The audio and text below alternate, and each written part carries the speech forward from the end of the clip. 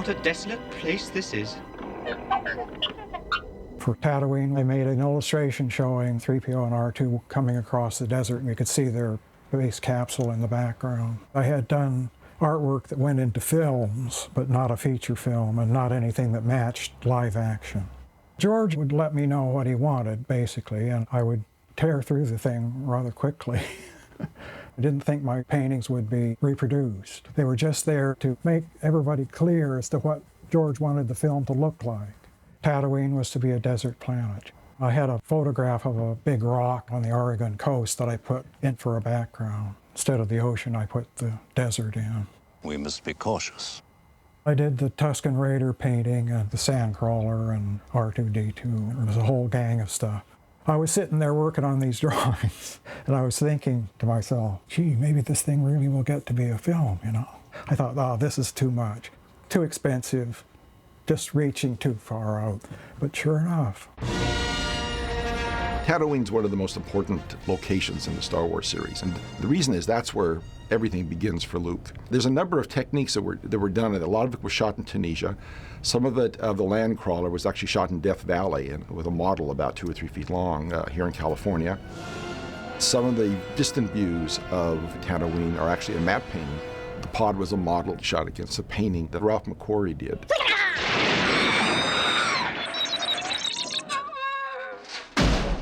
My first big scene with alien dialogue took place when the Jawas capture R2-D2 and carry him into the Sandcrawler. You couldn't go out and just record Jawas anywhere. I started out with a gentleman who spoke Zulu, got him to tell me stories and to act out little vignettes, different emotion, you know, angry, laughing, curious.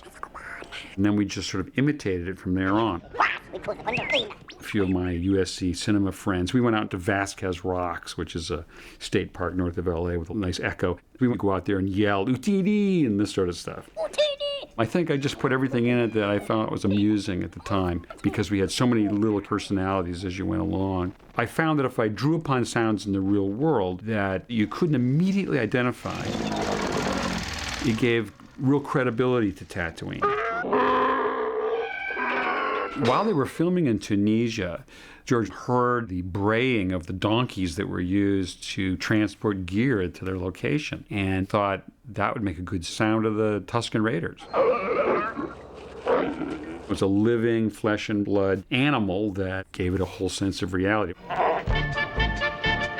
Tatooine, of course, is where Mos Eisley is and where the cantina sequence takes place. And that sort of sets the real fun of the movie. And a lot of the barroom stuff was shot in England, but then a lot of it was also done back here in Los Angeles with various masks that were made and shot, I believe, in one day. A lot of my friends actually had made the masks and were playing the characters themselves. And it was done just as a little insert.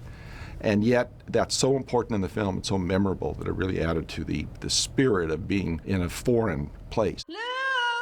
Tell Uncle if he gets a translator, be sure it speaks Bocce. Luke's home was actually a hotel in Tunisia, and not some elaborate matte painting or anything like that. It's reality, a real place they picked, and I think that really helped the film seem very, very believable, because it was done on a real location.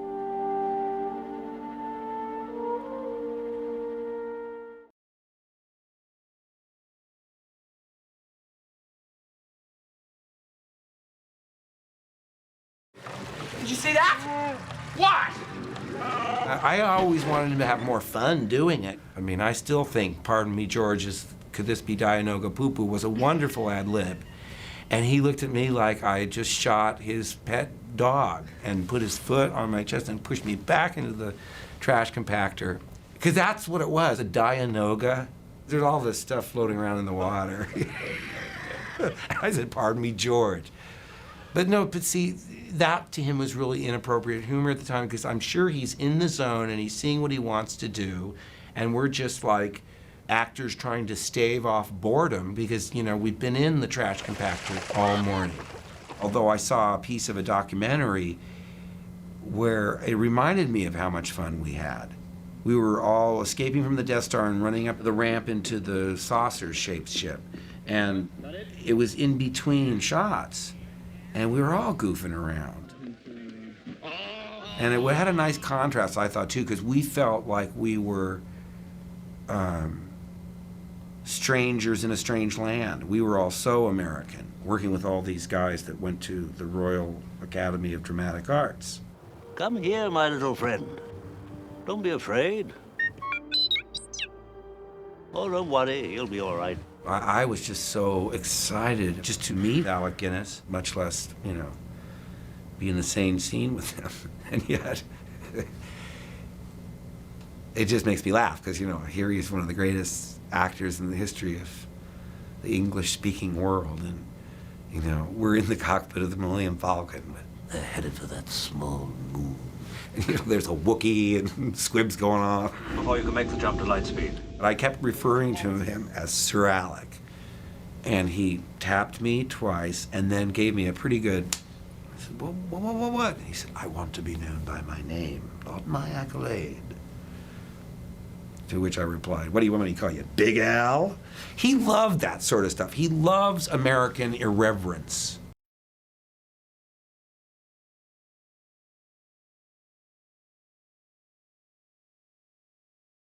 Go that way. You'll be malfunctioning within a day, you nearsighted scrap pile. And don't let me catch you following me, begging for help, because you won't get it.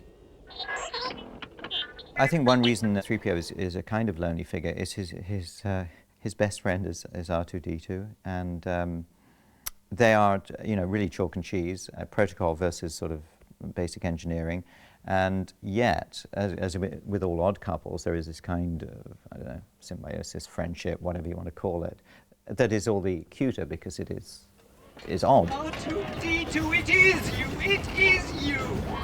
What is odd for me, of course, originally was that I quickly learned that R2 wouldn't speak to me, and I had to get used to that. So there is this thing, I think, that crosses from my brain to 3PO's, that how come R2 never says anything? And it's only when the magic of Ben Burt gets in there that, you know, that the magic happens. And one of the greatest joys was helping Ben Burt create and for me to speak Ewokese. And that was a bundle of laughs. But I'm pretty much script bound as to what 3PO says. Trito, Dogra, Isoyoto, Amuno, Noka.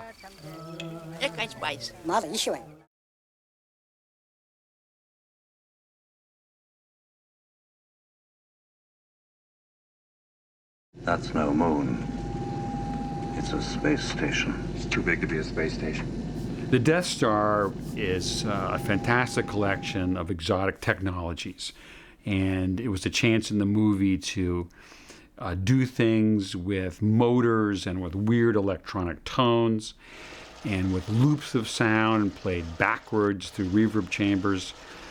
Because this was a powerful place with all kinds of technology, you could practically justify any kind of interesting sound, and therefore I had kind of a field day with it. The thing that was unique about Star Wars was, you know, previously there had been some interior spaceships done in movies and TV shows and stuff like that, but the Star Wars films, and particularly the Death Star, were different than probably anything that had been done before.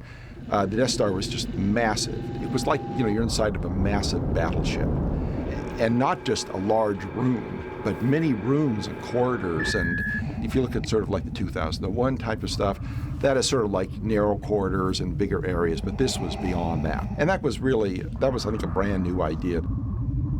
The Death Star had to sound powerful above all else, and so underneath most of the ambiences in the Death Star, there's a rumbly kind of sound. Usually it's modulated up and down in some way, so it's not just a constant rumble because that becomes boring. But there was always an attempt to have sounds flowing as if the Death Star was always doing something. There was some kind of transition in energy taking place. And you went from environments, from corridors to the elevator to the detention area to the trash compactor. Each place was different, and there was gradations of mechanical and electronic sounds that were used to orchestrate all of that. And one of the ways we elaborated on the scale, or added to the scale, was like the shot, sort of the Tarzan kind of shot of Luke and Leia swinging across that massive chasm there inside that chamber. That was originally a much sort of smaller set, still good size, but much smaller. It didn't go down very far because, you know, the actors could have been hurt and all that sort of stuff. So that was a painting extension that we composited in, so it looked like it was actually much bigger than it really was. Obviously, there's hundreds of sounds associated with all the scenes that take place in the Death Star. But what would any Star Wars movie be without two of the most principal ones, which are the blasters and the laser swords? I still call them laser swords, by the way, because that's what they were called in the original script. The sound of the blasters was discovered by accident. I was on a hike with my family. We passed underneath the guy wires of a radio tower. I bumped against it, and the wire made a twanging sound. And I said, "Oh my gosh, that's a laser gun." And that wire on that particular radio tower became the basis for all the blasters. The other principal sound for the weapons is, of course, the lightsaber. And the lightsaber, oddly enough, was the first sound I ever made for the Star Wars films. I had an immediate idea about it, even when I saw the artwork on the wall of George's office. When I left you, I was but a learner. Now I am the master. Only a master of evil, Darth. I remember when I cut together the first temporary version of the lightsaber fight between Vader and Ben Kenobi. At this point, no one had heard a lightsaber. It certainly, no sound had been put in against picture. And I worked alone for a few days in the editing room, cutting the sounds and mixing them together. And then we had a screening of the movie for the editing crew just to see where we're at. And I sort of sprung this sequence on them with the sounds cut in. And I got great reviews. It brought it to life in a way that hadn't existed, because now the swords had energy associated with them. And that energy came through the sounds that were, synchronized with them. And it was a very satisfying feeling. That sound never changed much. It never was challenged by anyone. George seemed satisfied with it right from the start. And I just moved on to the next thing. I know tests were done on the colors of the lightsabers, everything like that. They originally tried to do it with actual front projection material, with a light right by the camera so it looked super bright. And then they could do it, without any optical effects, and that didn't work out. So George had to go back, and somebody had to go and sort of animate each of those lightsabers for every single frame, and then color each one in different colors. You could tell them apart. And occasionally add flashes over the whole frame that gave it a lot of energy, and some little lens flares when they cross. All that stuff adds so much to it. If you'd left the lens flares out and if you left the flashes, it would have been much flatter. And that's one of the reasons that sequence is so much more interesting than a sword fight in a Robin Hood movie, because they can't do anything in those movies except just hit them back and forth. But in this case, it was really a wonder to behold, and a real feeling that there's energy in these two lightsabers. And when they touch, watch out, because something could happen. No!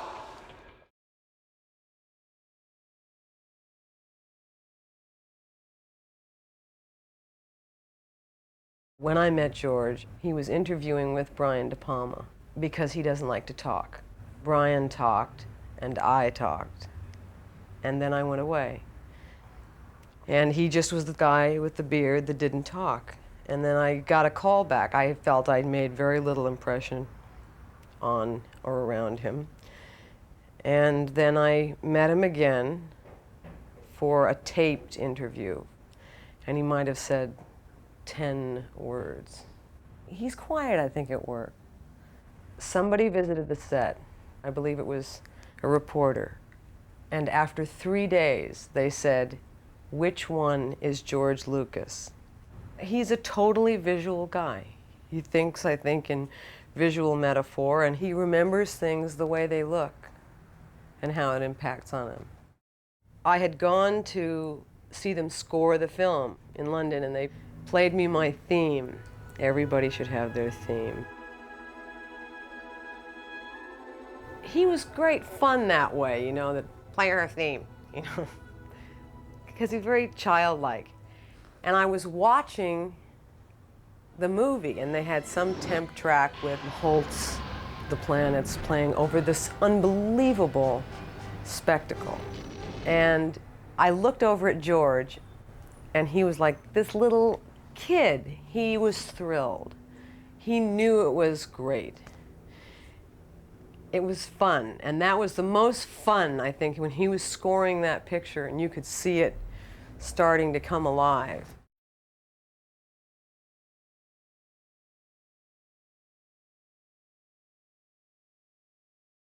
When I came on to the original Star Wars show, the models were already in production, the designs pretty much had been done, and I was involved in shooting them and getting these motions in the spaceships and in the backgrounds on film, so they would look as dramatic as what George had in his head. The movie ends with the Battle of Yavin, which is actually flying around the Death Star and trying to get that thing to blow up. And that was, of course, something that nobody had ever seen or imagined until George came along. And I remember walking in and seeing the Death Star ideas for the first time and thinking, what the heck is this? You know, this is, you know, this sort of canyon, all made by people with armament all over it, and it traverses the entire area around this battle planet. You know, it was a pretty amazing idea.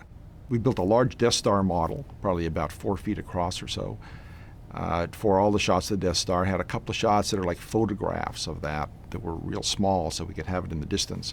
And all the spaceships were built pretty much about 1.5 or 2 feet wide and shot motion control against blue screen, and then composited in over a starfield background with this model of the Death Star in it also. And we also had a big surface of the Death Star that was made, a couple of them, that were modular, and we could put them together into a large square of maybe about 30 feet square to do flyovers and stuff like that. And there were a lot of explosions that we shot on those things, some of them even out in the parking lot.